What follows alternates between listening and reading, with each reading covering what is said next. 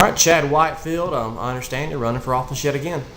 One more time for County Commission. Post 1 here in County Commission, obviously you had some, questions, what seat you were going to run for. What is it, or what was it about the County Commission that said, one more run on the commission seat?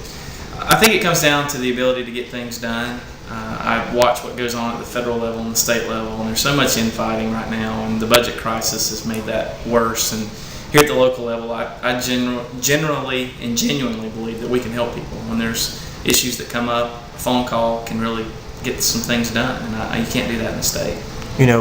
What's been some of the hot button issues that you faced on the commission seat this term?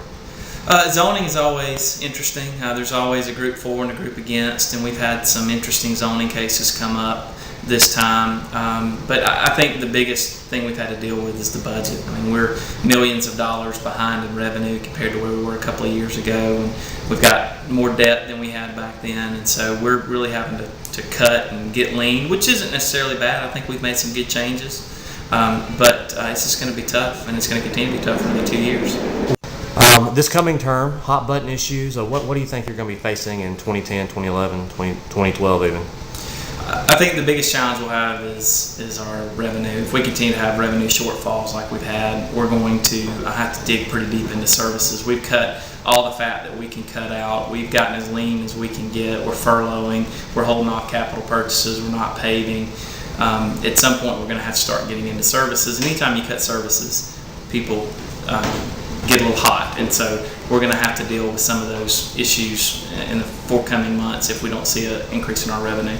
You're running unopposed in November. For a second, let's talk about other races. How has the economy affected other races and other candidates and whatnot, in your opinion? Well, fundraising was a challenge for everyone this year. I don't think there was a candidate that was able to raise the kind of money that they wanted to, especially in the statewide races, to go out. I think that it's brought a lot of business people out to run for races. I think that people are a little sick of bureaucrats in government that have never created a job, that don't know how to balance a budget, that don't understand the challenges of working with personnel. And so it's exciting to me to see business owners jumping in and bringing their skill set to the table. As far as yourself, you're conservative, you're Republican. Statewide races, do you got any, predictions or whatnot in your opinion? I think Republicans are going to have a good run. I think locally we're going to be exceptionally well represented by Barry Loudermilk. I think he'll win.